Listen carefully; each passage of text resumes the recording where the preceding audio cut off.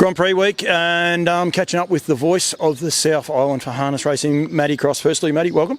Thanks for having me. Never been on Campbell Comments before. It's a pleasure. You haven't. I'm not sure how that works too. I've run into you a few times. We were at Bobby Butts. You help out here in the morning, which, you know, I think personally it's great. I gather it probably keeps you occupied, but you also get an understanding, I suppose, of some of the horses. Yeah, I think so. Keeps me busy too. Keeps me active. Whereas most of our work's kind of, Friday through Sunday with a bit of prep in between. So, yeah, I think everyone needs something to get out of bed for, and there's never any races at 7 o'clock in the morning. So, yeah, it's cool to get out here. And normally for me, you kind of work by yourself. So, sort of being around people is good too. Yeah, and work here at Woodend Beach, and I just spoke to Bobby about it. Brilliant place, and I think socially, as much as, so good for the horses, but also so good for the people, because there's so many people work here, but down the beach you get to see different people. You're not coming to one place working with the same staff day in, day out. You get to mingle with so many different people, and I would imagine you probably find out a lot of stories out here about the industry that other people don't get access to. Yeah, for sure. I don't get all of the inside word on the horses like some people think that I do. As I say, the community, I guess, out here is the best part, isn't it? And then you throw in being able to go down the beach and freshen up the horses. It's cool. Bob and I down working one, you'll see Muscle Mountain come flying past, or back in the day, Sunday Sun, and you always keep a close eye on how they're going. So, it's a bloody cool place. Where'd your love of harness racing come from? Well, with my grandparents in Kaiapoi, just down the road, worked for Brent Lilly, who you'll be familiar with over in Victoria. And I used to go out to Lil's place when I was a little young buck with Pies Kelly, who is Lil's right-hand man now, and then it all kind of just grew from there. And always had a passion for sitting behind the horses, but more so a passion for commentary. I'd be perched up watching what Rion Murtha was doing rather than watching the races. So, I'm a local boy, and not many people probably know from where you are that I kind of kicked it off with Brent Lilly, and follow him closely now and see how he's going, and hopefully Queen Elida can do the job for him. Good Australian man, Brent Lilly, that's for sure, so don't worry about that. He's up there with Farlap and a few others. I enjoy going fishing, don't worry about that. Queen Elida, of course, the Australian trotter too. I forgot about her as well. There is plenty going on. The depth, go back to New Zealand Cup week, the depth here in New Zealand, I was here 12 months ago. It was 12 months ago for this carnival, and there was a lot of negativity around, unfortunately, state cuts and things like that. A lot more positivity, if you like, in the racing world, and rightfully so. But I think with that, the depth of horses all of a sudden, when people can see the livestock that's on the track, these race horses, these equine athletes, it's just brilliant. You must be, one, blessed, but must really love it as well, the position you're in, to be able to call these horses, especially on the biggest day like Addington Cup Day. Well, it was great having Swayze over. I think it's good for the industry as a whole, and good for the New Zealand Cup, the fact that Swayze has been able to come over, and Jason and Cam and the ownership group took the punt with him, and now hopefully some other Australians will look at it and think, well, it is possible to come over. We've seen Not As Promised with the Dwyers coming over for the Derby on Sunday, so we're just starting to get that bit of Australian interest, whereas it was probably a block of 10 or 12 years where we had nothing. Back in the day, Flashing Red obviously come over and was trained by Tim. The McCarthy's brought some over. Sushi smoking up, and those sort of horses. Carlo Mick as well was another one. Then we just had a bit of a break. So now hopefully we can get that momentum up with these two Australians coming over and get everybody back. And it's a great carnival, as you know. And there's no better race, I don't think, in Australasia than the New Zealand Cup, or the IRT New Zealand Trotting Cup. And hopefully Swayze can come back next year with a couple of mates. How many cups have you called? I think there was 5. Yeah, so I'm planning on getting to 45 years old, so 20 cups. And once I've done 20 cups, I'll pull pin. Oh, don't say that, just in case. You never know what might happen. I'm 100% firm on that, and I've said that right along to many people, that I would hate to continue doing it when I'm 60, come to the end of it, and then not have the opportunity to kind of explore other avenues and go and do something else. So I reckon if I can get 20 cups under my belt, that'd be satisfying, and then branch off and do something else and give someone else a go. That is well, you never know, you might end up in Australia, become an Australian then, so it's all good. You'll claim anything by the sounds of it. we have to. The highlights, like for Cup Day, like how far out do you prepare for that meeting? Because I mean, you wake up at 6 o'clock in the morning over here. It's a bit surreal for a harness lover like myself. In Australia, you get nothing. You wake up at 6 o'clock in the morning and it is all people talk about. I would imagine you don't start prep on Monday. How far out do you start prepping for that sort of a meeting? Well, I guess it starts heating up kind of end of August, start of September, and that's when you want to start getting things right and start knowing what's going on, seeing which horses are going where and how horses are going. I enjoy following the progression of the horses, and those sort of races are the peak, aren't they, come Cup Day? So you get horses that are kind of building through their preparation, getting to that final day, and you sort of got to be ready for anything.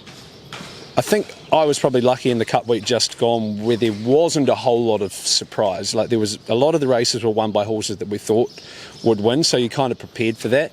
If there was some other horses who won, I probably wouldn't have been prepared for it. In some ways you can't prepare for it because you don't know what's going to happen. I think for me, I've said it to a few people, the preparation for me is so that I go to the races feeling like I'm ready to go. If I didn't do preparation, I'd go to the races and you sort of have that feeling of like, okay, well, I'm not kind of ready to do this. So as much as it doesn't matter about a commentator as such doing form, I'll just do the form so that I feel ready, if you know what I mean. Yeah. It was a cool Cup this year too, because there was a few horses got golden tickets. Mossdale Ben, American Me, although I don't think American Me actually got a golden ticket, but their form continued to grow. Like, Mossdale Ben was the first horse in, and his form continued. Then when he runs, we end up running sixth, I think, but he was fifth across the line. It's not a surprise for you as a race caller either. Like, it must have been sort of a good year in itself that year. Yeah, for sure. I remember when Mossdale Ben won, and I had a bit of surprise in my voice when he won the Morris Holmes Vase. I think a lot of people were surprised, and I remember seeing Greg down the beach, and he just gave me a wee wink just to let me know that he thought he was ready to rock and roll that day. So that's cool. And come the Cup, those sort of wins, sometimes we'll look at it and go, oh, are they really a genuine Cup contender? But then you think of how American Me and Mossdale Ben come out and run. They left a lot of other horses that were rated a whole lot higher in the rankings, they left them for dead. Yeah. So, yeah, you never know. You never know. It comes down to trips, comes down to the driver being on, the horse feeling well, the trainer having it ready, things going to plan. There's so many variables. No, there is indeed. Right, Grand Prix week. It is Grand Prix week. It is only a one day of racing. Used to be the old Jules in a way, re-time slotted, rejigged a little bit. It's a brilliant carnival. A lot of the Aussies don't realise the depth in horses and the quality of horses that are still lining up in this race this weekend. And you consider our season as well, how it's changed, and the weather. Horses are kind of still heading towards their peak, aren't they? Yeah. So, look, a lot's changed. If you had have shown me the fields for Sunday 2 months ago and showed me the markets, there'd be a few of them you'd look and think, okay, well, how's that going to happen? But it's a shame the 2-year-old boys have dropped away a wee bit, the paces, but I understand they've had quite a long season and they've got some big targets for next year. I think the 2-year-old trotters is one thing that has benefited from the change of season. You consider that we almost had emergencies for the 2-year-old fillies trot. 2-year-old boys maybe not as strong in terms of the numbers, but I think that you spoke before about the negativity around. I think people are kind of adjusting a wee bit more to the change of dates and how it's all kind of working out. And you're right, there's a little bit more positivity around and people feeling a bit more prosperous around what they can achieve. Oh, absolutely. And you said there before about the 2-year-olds and the 2-year-old trotters.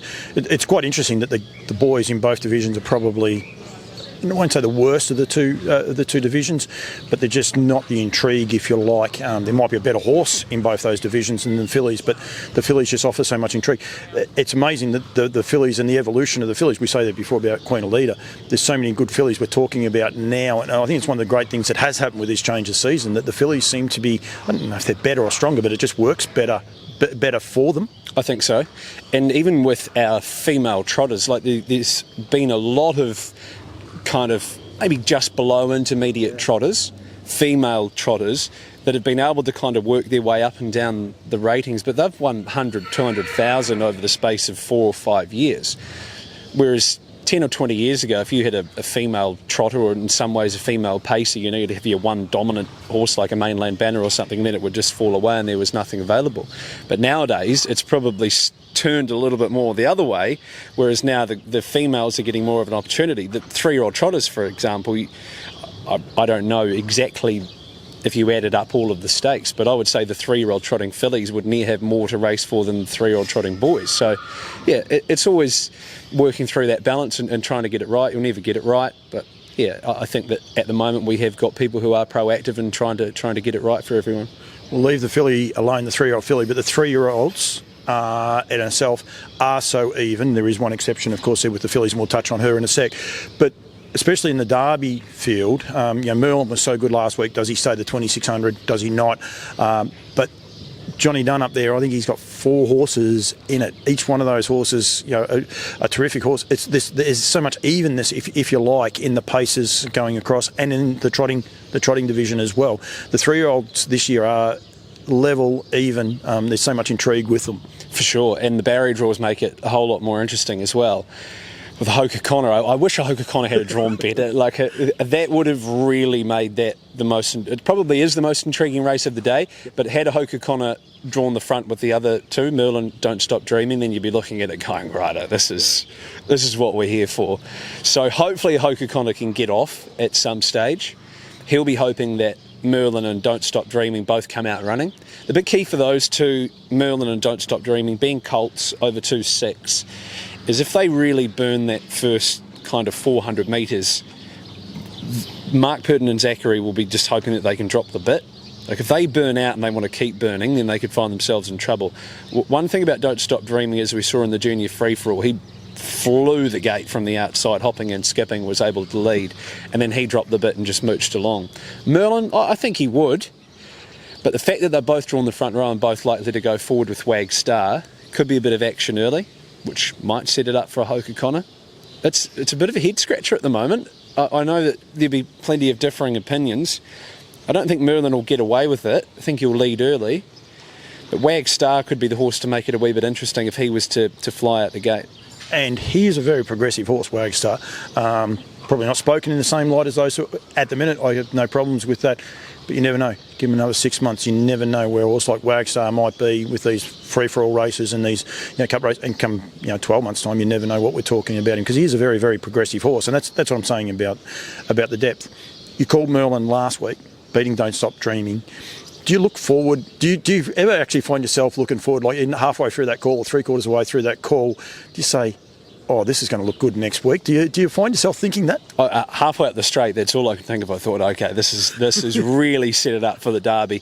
If Don't Stop Dreaming had to come out and beat Merlin fair and square, you'd be hard-pressed to make a case for Merlin to be then going on and beating Don't Stop Dreaming. So the fact that he came out and beat him fair and square just makes it a whole lot more intriguing. A Hoka Connor come out on the weekend, beat some open-class paces.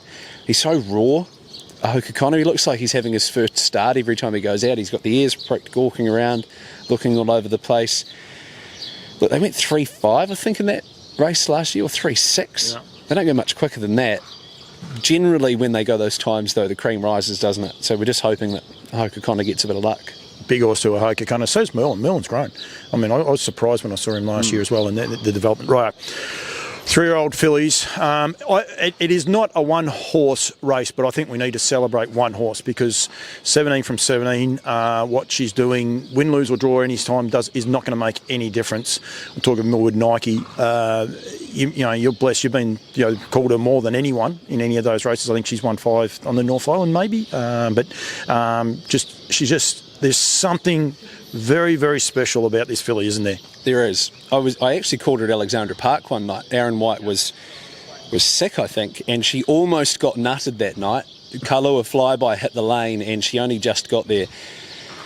Just an amazing horse, and much like Sunday's Sun, for me, being in my youth, it'll probably be later on in life where I'll look back and actually really appreciate how good they are, because, we call them, then we move on to the next race, and then we see them the next week, call them, move on to the next race. So I've never actually had a chance to kind of look back on a Sunday Sun or a Millwood Nike and truly appreciate how good they are and what they do for the sport. She's one out of the box. Much like, you can't put her in the same breath as Winx, but in terms of the difference between her and the rest, she's just put together different. Bigger heart, bigger lungs, bigger will to win than everyone else, just put together differently. She's got so much spring in her legs, such a beautiful gait. She's aided by being trained by the GOAT, as I call him, Mark Purdon, along with Nathan Purdon. I think I learned a lot about her last week, and I probably should have learnt the couple of starts before, when she just goes through that flat spot around the corner. It's kind of the 400 to the 200. She just doesn't take that bend that well, and she looks flat, and you think, and all I'm thinking to myself is, not tonight. I don't want to be the guy who has to, Shoot Bambi. 100% shoot Bambi is the great way to put it. I hope she wins. It is a horse race, though. They're at the end of a long enough preparation, some of these fillies who have had some hard runs, and one thing I have noticed is that they will try and drive to beat her, which is fair enough. You have to, because if you let her away with it, you're no chance. You think of a horse like Hardy by the Seaside, and I was actually watching Millwood Nike's replays the other day, just to make sure I didn't repeat anything that anyone else had said about her in the past. You take Millwood Nike out, and Hardy by the Seaside is in a Mantra Blue, you'd be holding them in such high regard, but we kind of forget about how good they are because Millwood Nike is just in another stratosphere, to be quite honest with you. I don't know if you've seen her up in the flesh. She's nothing to look at. Yeah, she's very all your descriptions of her there before are spot on. But if you were an Australian, like unfortunately Aussies haven't got to see her, but if you actually walk up and look at her, she's just a plain little bay filly, doesn't hold her head high, doesn't hold it low or nothing. You could walk past her 100 times. You would not know that it's her. But she's so captivating. Once she hits a racetrack, you just got to watch her. I don't know, it's just something. I was fortunate enough last year, I think she'd only won 5 straight or something like that, and saw her win here. I think it was Grand Prix Day. And Mark said, no, she won't be coming to Australia. There's enough races for her here. We're just going to look after her and go off there. And then I saw her on the North Island, and then come back here and see her now. She really hasn't developed anything special or all the rest, but she still just has that wow factor when she's just out there on the track, like you said, springing the step, floating. That's a best description, I reckon, because she does. She just seems to always be about this high off the ground. There's never like her feet are touching the ground. Yeah, amazing stride length, and that will to win as well. Yeah. To go with it, like she'll go through that flat spot. Mark or Olivia in the past who's driven her will ask her to go, and she just lifts. Like her win on Cup Day, not many horses do that. She's 3 wide from the outset. They've burned to 28 first quarter. She's still 3 wide. Has to come 4 wide at the 600, and to put them away as easy as what she did. If you had given her the run underneath of those other 2 fillies, she wins by half the length of the straight. I do think Mantra Blue makes it a wee bit interesting. Artie by the Seaside can probably beat her if there was a few things against Millwood Nike, but Mantra Blue the other night was huge. To gallop out the gate, give them a head start and still fly home. She could be the one to shoot Bambi, as you say, yeah. Mantra Blue, because she's a very special filly in her own right. And the thing about her is that she hasn't been to the well as many times as what a Millwood Nike or Artie by the Seaside has. So as much as I would love to see something get a bit of a slice of the pie, I think for the industry it's a good thing if she keeps winning. 18 in a row is just magical, and I think that I'd be hard-pressed in my career to find another horse like her, much like a Sunday Sun. I don't think I'll ever call it another Sunday Sun. So, yeah, I've been lucky to have both of them in the infancy of my career, but I'd be hard-pressed to find another. No, you're spot on, and I tend to agree with you. It, in a way, would be good for her to get beat, to say that she is human, and the rest. I mean, just before I go on to my next point, but just interested. I don't think Zach's scared of her, and I think last week, albeit that it says a D, I reckon would have probably cemented his thoughts that he's not scared of her. Probably doesn't know how to beat her, but he's not. He probably thinks that he does have the horse underneath him that may be able to beat her. I reckon, well, that's the big thing, isn't it? You've got to go in with confidence that you can beat her. If every other driver was going out there in the race and thinking, well, we're no show beating her, then it's not going to happen. You've got to... Zach will be manifesting that. Don't worry about that. He'll be sitting at home every day thinking, right, okay, how do I get this done? What needs to unfold? What do I need to do in the preparation? What does he need to do in the race to try and beat her? Because ultimately he is driving to beat Millwood Nike. He's got most of the others beat, to be fair. That's not disrespecting the rest of the field, but there's one horse for him to beat, and he's got to do everything in his powers to try and do it. I don't think he can, but good luck trying. Yeah, I don't know. It is getting closer, I think, the other day. As an industry, I won't hold you much longer, but as an industry, Do we let ourselves down a little bit in the celebration of a filly like this? Like you and I have just spoken there potentially about her getting beat or beating her. Do we get it wrong a little bit? Should we just be singing the praises of what we actually do have, do you think? I think so. But here in New Zealand, in some cases, there is an ounce of tall poppy that comes in, and it's probably the same over in Australia as well, that, you know, if you are successful, then people will get a bit of a stitch on you. So there's probably a 50-50 split of people who would be happy to see a beat, and then the other 50 would, you know, be gutted to see a beat. I don't really mind either way.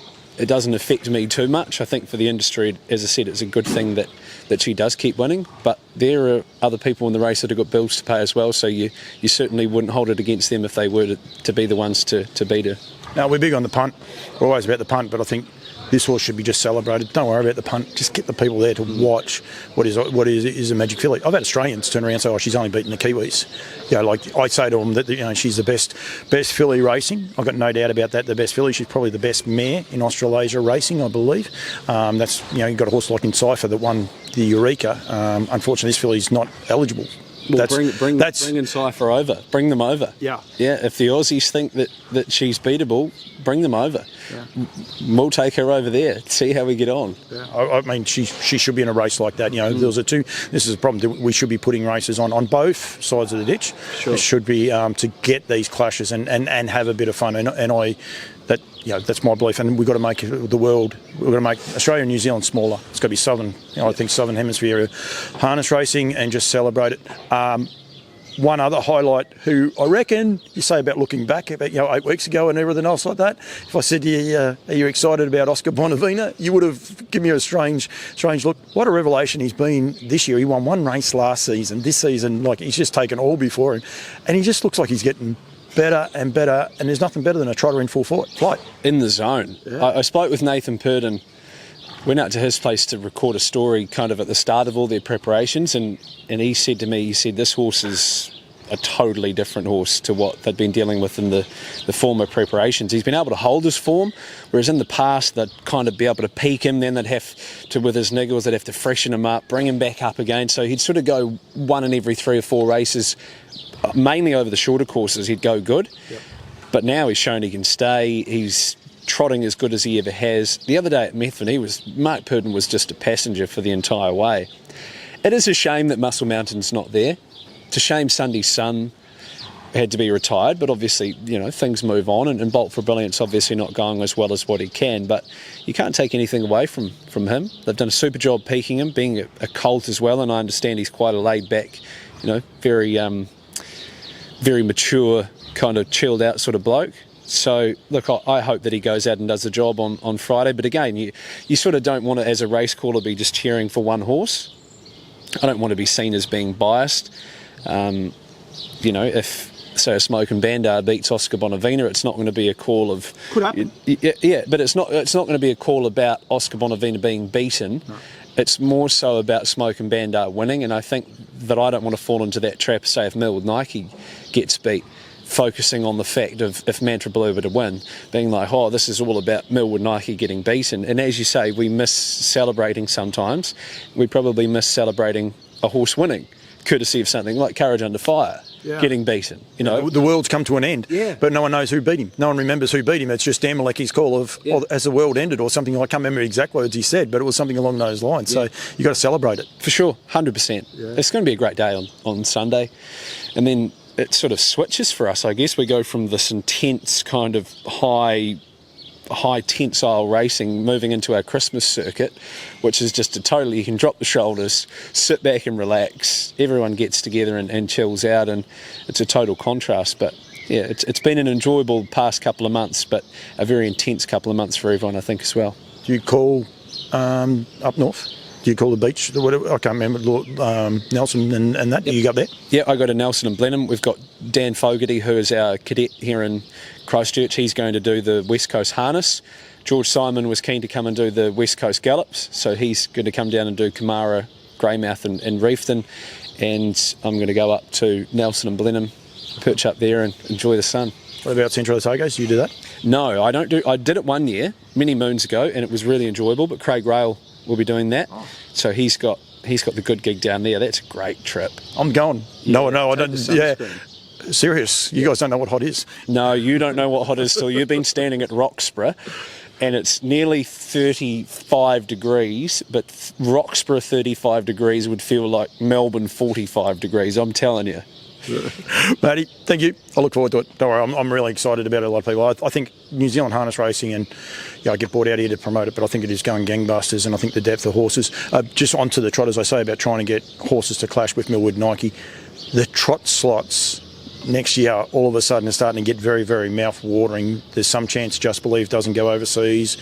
Comes to it, Queen Elita's coming to it, Muscle Mountain now has been targeted for it. You would imagine Oscar's going for it. Like, what a race that's going to be in a good time slot too, and give people plenty of build up to what could be a real mouth-watering clash of both islands and some of the best trotters we got. For sure, yeah. I hope that they can all come together at their peak. That'd be the good part, wouldn't it?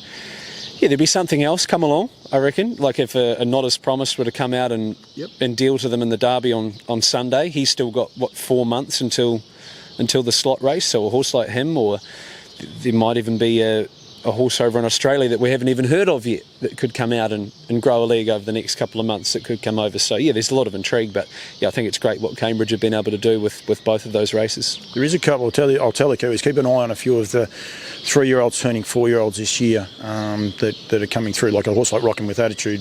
She's a lovely filly. I don't think she'll come for it. I don't think she's quite up to those horses, but drawing one around Cambridge, got good gate speed.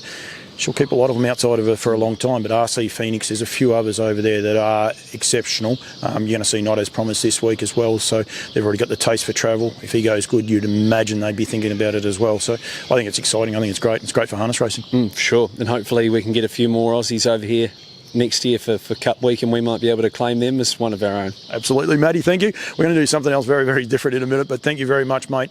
Really love it. Love the passion. Love the way you call them. Love the fact that you get out here and do a bit of work with them as well. I think it's really important. So thank you very much, mate. Yeah, thanks for having me.